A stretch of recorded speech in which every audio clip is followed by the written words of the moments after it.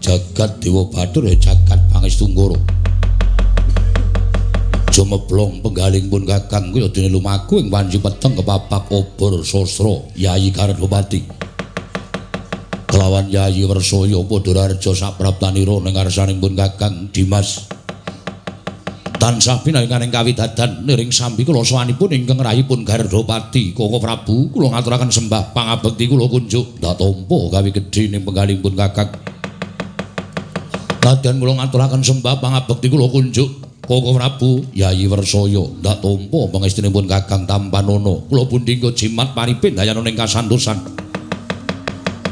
kaselak nataling penggaling pun Kakang daya-daya pun Kakang ngawuningani piye kabare anggonira ndak utus minangka dadi senopati ning prang negara Ngastina ngrabasing para Pandhawa ning Tegal Kurukshetra Koko Prabu mugi dados ning kawingan ingkang sekawit nggadahi raos bombong manahipun ingkang rayipun Gardopati wiwakadang kula Yayi Wersaya sasamunipun kula pinatah minangka dados senopati nalika semanten kula matur kelawan Paman Harya Sengkuni ing kepatihan bilih niat kula kaliyan kadang kula pun Yayi Wersaya anggenipun majeng wonten ing peperangan mboten campur kaliyan para wadyabala nanging panci kula nggadahi niat narik kawigatosanipun Werkudara kelawan Janaka.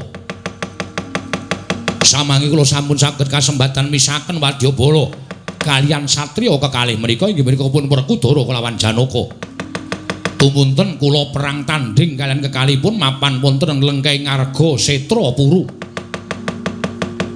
Samangke mugi dados ing kawuningan awit karti sampekanipun ingkang rayipun Gardopati wiwakadang Paduka pun Wersaya. Caos wuninga dhateng Paduka Kanjeng Koko Prabu ing Ngastina. Bilih Raden Werkudara miwah Janaka sakmangke sampun mapan wonten ing ngembel tegesipun. Satriya kekalih sampun mlebet wonten ing ngembel, mboten saged ngobah, mboten saged musik. Dene ancasing ing rayipun Gardopati munjuk atur namung badhe nyuwun ilah Paduka menggah kados pundi anggenipun badhe mejahi satriya kekalih menika ingkang sampun mboten gadahi kegiatan bebasanipun namung kantun nugel jangganipun adiku cah bagus Gardopati Dewa Bathara jagat Pangestu Rama Prabu saya wonten dawuh nggih anak kula ing Ngastina samangke kula saged gumuyu latah-latah kelakon penjangganipun Duryudana ingkang rina pantaraning ratri kula menika pengin nyumurupi batange Pandhawa dina niki sak kelakon sabanjure kersaning anak Prabu Ngastina sumangga karsa pun bapa amung jumurung dederek nggih anak kula ing Ngastina Yayi Gardopati wonten dawuh Yayi Wersaya wonten timbalan Koko Prabu suthik tangane Duryudana kregetan gedhiye Werkudara karo Janaka ora sudi yen to nganti astaning Nalendra Ngastina kerlepetan marang gedhiye bocah loro mau mula sira Jawa dikangelan babar pisan patine Werkudara Janaka ingkang wis mbok lebokake ana ing telenging ngembel sira ingkang ingsun pasrahi supaya nigas janggane Werkudara kelawan Janaka mekaten Koko Prabu ya menawi telu mekaten ngestu padha dawuh Paduka klilanana kula kaliyan kadang kula pun Wersaya wangsul dhateng lengkeng Arga Setra Puru ingkang wigati badhe nigas jangganipun Werkudara kelawan Janaka jagat Dewa Bathara yen wis kelakon mbok tugel gulune sirahe Werkudara karo Janaka gawanan ning ngarepe Duryudana kanggo keset ndase ora lega rasane ngandepi yen durung idak-idak sirahe wong loro mau ngestaken dawuh menawi ngaten klilanana kula nyuwun pamit madhal pasilan Koko Prabu klilanana nyuwun pamit madhal pasilan Yayi sira siadi prapting negara Ngastina nganti sirahe Werkudara lan Janaka sun bakal yasa pepanggungan sira kadangku wong loro bakal tak unggahake ana ing pepanggungan yen perlu Duryudana ora bakal wegah nyembah kelawan Gardopati lan Wersaya yen perlu kaping 1000 bakal tak sembah sira kadangku Gardopati lan Wersaya Paman Sengkuni wonten dawuh nggih Gardopati Wersaya wangsul wonten pasanggrahan ngaturaken sirahing Werkudara karo Janaka. Kurawa teges wis bakal unggul nggone perang Bratayuda Jaya Pinangun. Kasinggihan mekaten, Nger. Manah kula sampun boten kula saged gambaraken. Samangke gandeng kekiyatanipun Pandhawa menika sampun boten wonten Werkudara lan Janaka sampun dipun pesthekaken pecah. Inggih. Kula nyuwun aja nganti kesuwe. Aja nganti dadak nganggo ronden wektu. Kula njaluk supaya sesaning Pandhawa ingkang mapan wonten ing pesanggrahan kedah daya-daya dipun sirnakaken. Nuwun sewu. Menawi Raden Werkudara tuwin Raden Janaka sampun dipun mejahi sisaning Pandhawa menika kula kinten namung angel mijet woing ranti suwe banyu sinaring. Mboten badhe ngrekaos nggih. Namung sakmangke monggo kula aturi tata-tata ngrakit gelaring baris. Supados sakmangke saged dados sarana pejahing para Pandhawa sanesipun. Nggih, Bawaduna. Wonten dawuh, Ger. Bawaduna sampun midhanget piyambak. Punapa dipun aturaken Yai Gardopati lan Yai Wersaya. Oh inggih, inggih. Malah kula nderek seketi jumurung kok, Ger. Nderek remen dene sampun samangke Werkudara kaliyan Janaka menika dados bebaunipun para Pandhawa sampun semplah. Sampun boten gadahi kekiyatan.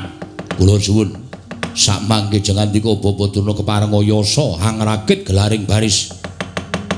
Supados para Pandhawa sanesipun gampil anggenipun nyirnakaken. Oh, gondhong blegudug swalu gembol sumerante hawela.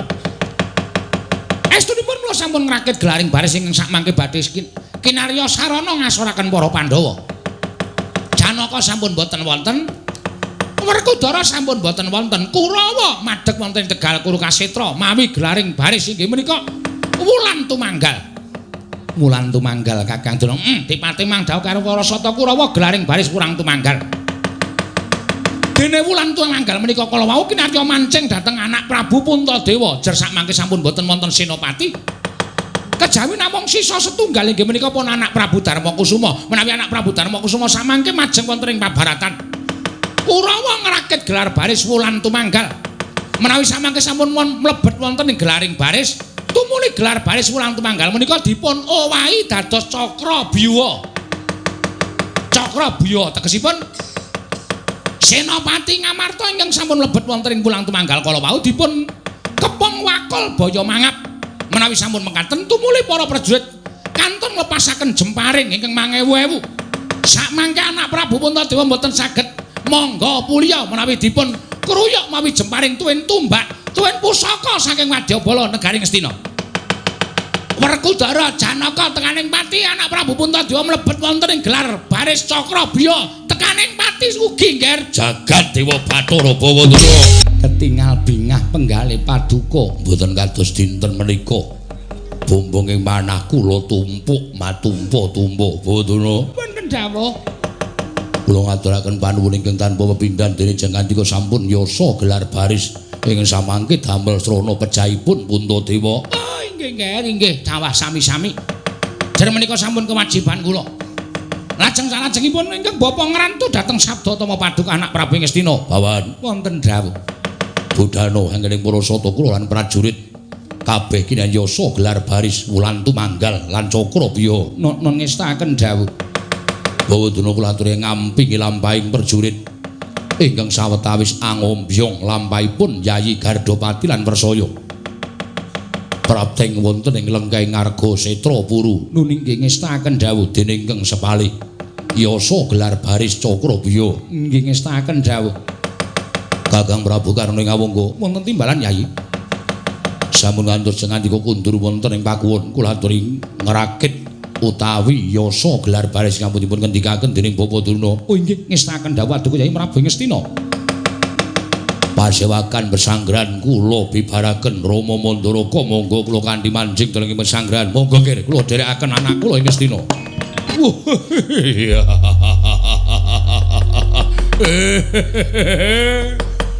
Enten apa, Pak? Bubar pepanggihan wonten pesanggrahan Bulu Pitu sampeyan ngawe sangganing para sata Kurawa. Mesam-mesem Cacahe kaya seneng atine. Nembe nampa kakucah saking Koko Prabu napa dos pundi? Paman kula Cemadung dawuh, Paman Kartomarma Cemadung dawuh. Lah, Mbak. Ketingalipun penggalipun paman boten kados-kadosa ingkang sampun kelampah. Wonten pepelanggan kok panjenengan mesam-mesem niku gembira karena apa, Mas? Paman adyan putra pun Swatama Cemadung dawuh, Paman kula ingkang putra pun telatah Sindhu Bono Keling Jayadrata Cemadung dawuh. Dirsasana. Kula Kowe tak kandhani, nek tak kandhani kowe mesti seneng. bab napa? Bratayuda iki ora bakal suwe meneh. Lho, sebabe? Sebabe iki mau Senopati Ngastina ya kuwi kadangmu tuwa Prabu Gardopati lan Wersaya wis sowan ning Ngastina. Wah, Kakang Gardopati lan Wersaya sampun sowan. Iya. Enten apa? Ngaturake yen to wis bisa narik kawigaten ning Werkudara lan Janaka diajak perang adoh saka Tegal Kurukasetra. Nggih, kula nggih ngerti. Terus kabare saka Gardopati karo Prabu Wersaya ngandhakake nek saiki Werkudara karo Janaka wis kecemplung ana ing embel. Kecemplung wonten ing embel. Is ora isa obah mingkari mateni. Mula perang iki bakale ora suwe meneh merga Werkudara karo Janaka bakale tekaning pati. Nek Werkudara Janaka mati kekuwataning Pandhawa ora ana. Kekuwataning Pandhawa wis entek, mateni Puntadewa paribasane angel mijet wae ngranti.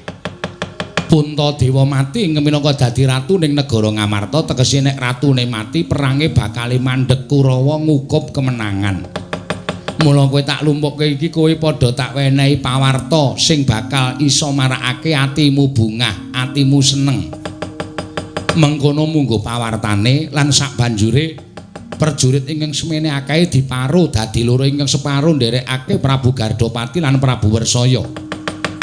Prapteng ana ing lengkahing Gunung Setrapuru wondene ingkang separuh dawuhing Kakang Durna kinen yasa gelar baris utawa sinebut wulan tumanggal. Wis ngono kuwi dawuhing Kakang Penemban Durna, dawuhing anak Prabu Duryudana kowe kinen samapta ing gati sawiga ing diri. Bungah-bungah no pikirmu, seneng-seneng no rasamu, nggonmu perang ora suwe meneh. Dur, nun. Kok kaya ora seneng atimu to? Kowe tak kabari pawarta sing kaya ngene kok ora seneng. Mangke riyen. Nuwun sewu kula niku nek wong cubluk, kula niku nek wong bodho. Kula dikabari pawarta sing kaya ngoten niku mesti ati kula terus jingkrak-jingkrak. Ning bejane Dursasana niku nek ana apa-apa niku kula petung. Kula petung, kula gelar, kula gulung aja nganti kula menika ming manut grubyuk rubuh-rubuh gedang. Sing tundhone kula mengke ya melu kecemplung teng swasana sing ora ngepenakke pikir. Lha kok isa ngono? Nggih. Kok kowe isa kandha kaya mengkono? Sampeyan wong tuwa sing nuwun sewu ora gelem menggalih kanthi lebet. Apa dume Werkudara Janaka wis kecemplung enten ing embel, ora iso obah, terus iso dipateni kanthi gampang. Terus Kurawa iso nemtokke yen Bratayuda niku menang. Merga Prabu Puntadewa mboten iso bakal lumawan Kurawa 100, patine Puntadewa paribasane angel mijet wae ngranti suwe banyu sinaring. Wah. Wong niku nek omong penak wae mengkari ngetokke swara man. Sing temandang sing rekoso. Lha kok sing temandang sing rekoso, sing arep mateni Werkudara karo Janaka kuwi Prabu Gardopati karo Prabu Wersaya. Lha tak takon, Werkudara karo Janaka dina niki pun mati dereng? Durung mlebu ning embel wis ora iso obah. Ning bakale tekaning pati merga ature wis ora iso duwe kekuatan apa-apa mingkari nyabet pedang gulune. Wong loro mau bakale tekaning pati. Lah durung mati kok wis do seneng-seneng. Ngoten. Nung ibarate durung mati kok wis diumumke teng masjid. Ayo tutuki wong kampung sampean. Wong urung mati kok wis seneng-seneng bunga-bunga sampean pripun? Tur nek sampean gelem menggalih lho, Mas. Werkudara Janaka niku wani maju perang teng Tegal Kurusetra niku mboten mung paitan wani tok. Ning wis rangkep jaya kawijayan aji japa mantrane wis rangkep mula ora aneh. Nek wong loro nika luput senjata tawa tegese ora iso dikrenah cindrakane, ora iso dikrenah patine. Arep wis klebu wonten madyane ngembel ora iso nglawat, ora iso obah. Ning ampun mangtem tokke dhisik nek Kurawa niku pun menang Bratayuda ampun wong urung ana buktine Werkudara Janaka mati kok wis arep do seneng-seneng. Terus sampean saniki kula suwuni prisa. Nek Janaka karo Werkudara mati kok terus sampean gawe gelar Cakrabyuha, gawe gelar Wulan Tumanggal, mateni Puntadewa, angel mijet wae ngranti. Wo lah niku boyo mikir wae. Nuwun sewu lho Puntadewa niku ampa klemak-klemek midak telek ora pendeng kapuk padha empuke. Telek ya empuk, kapuk ya empuk. Nadyan midak telek ora pendeng ning Puntadewa niku angel disirnake. Ampun ming gawe entreng. Nika duwe pustaka Jamus Kelima Sada. Nika wong ora tau tumindak dosa, wong sing ora tau tumindak dosa niku diayomi karo sing gawe urip. Isa uga Puntadewa mlebu teng gelar Cakrabyuha dikrubut para Sata Kurawa wis samapta ing gati sawiga ing diri. Ning bareng Puntadewa mundi pustaka Jamus Kelima Sada, pustaka Jamus Kelima Sada dirapal Kurawa mati kobong kabeh ya iso. Mudyal we. Dipikil mal. Sampeyan niku meng Werkudara karo Janaka cemplung nang umbele kok. Apa le? Umbel. Embel. Oh, beda. Beda. Embel iki segara. Ning ora ketok yen to kuwi segara nanging wujude kaya dene lendhut.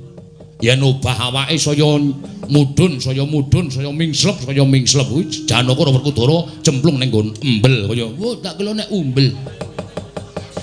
Wong nek kupinge sowak ya ngono kuwi. Ngoten lho, Mang Penggalih, ampun pun digawe enteng. Napa-napa niku nek digagas enteng bakal abot. Ning napa-napa niku nek dipikir abot bakal enteng. Niku yakin, Man. Siji, durung iso ditemtokke Werkudara Janaka tekaning pati. Loro, ora gampang mateni Puntadewa. Luwe-luwe nuwun sewu, Pandhawa niku anggepe nama ming 5 tok sing maju perang. Serayaning Pandhawa ya pirang-pirang. Ratu-ratu srayaning Pandhawa sing padha sumuyut nungkul pangrahing para Pandhawa pirang-pirang. Luwe-luwe Pandhawa diayomi karo pujangganing Bratayuda inggih menika Kaka Prabu Ndarawati. Rataya. Plirak-plirik mripate. Nek dikandhani ora, wong tuwa senengane gampangke perkara. Anak Prabu Ndarawati kuwi ora duwe kewajiban melu perang. Nggih, ning nika sing mranata Bratayuda kula wis paham. Nika sing nata Bratayuda, nika sing ngerteni Bratayuda. Merga nika sing kegurungan buku Jitapsara. Mboten kaya campean ngalor ngidul mung gawa kuping hu.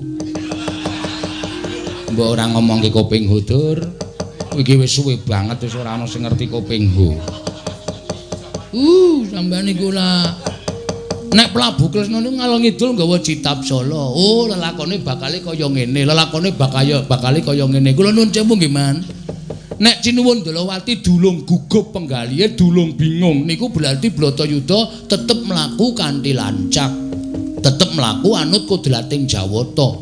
Ning nek Cinuwun Ndalawati niku wis bingung, Kaka Prabu Kresna niku wis bingung. Kepiye ajeng matrapake ulipe? Ah niku berarti Bratayuda pun ajeng miladati kodlating jagat. Kaya niki. Niki Cinuwun Ndalawati ora bingung. Berarti Werkudara Janaka niku mboten mati. Ning sing mati Senopati Ngastina. Lha cah iki piye ta iki? Ora kowe iki wong endi ta? Kula tiyang mliki, Man. Kowe melu sapa? Melu Jeng Payu. Kowe iki wong Kurawa, kudune nek Werkudara Janaka arep mati kowe iki seneng. Lho, le beda pelacakane wong aja dipadake, Man. Kula niku arep Bratayuda wis dadi, arep do paten-patenan kalih sedulur kula adik kula Pandhawa. Ning kula niku tetep menganggep Pandhawa niku sedulur kula.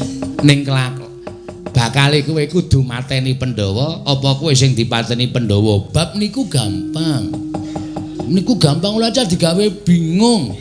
Wong ulem niku sing dinteni napa? Antri modal kabeh niku man. Pandhawa menang Bratayuda sok bakal ya tekaning pati, Kulawa menang Bratayuda sok bakal ya tekaning pati. Sok nek tuwa-tuwa kabeh bakal tekaning pati. Ming sampeyan niku suwijining menungsa sing ora mikil mati.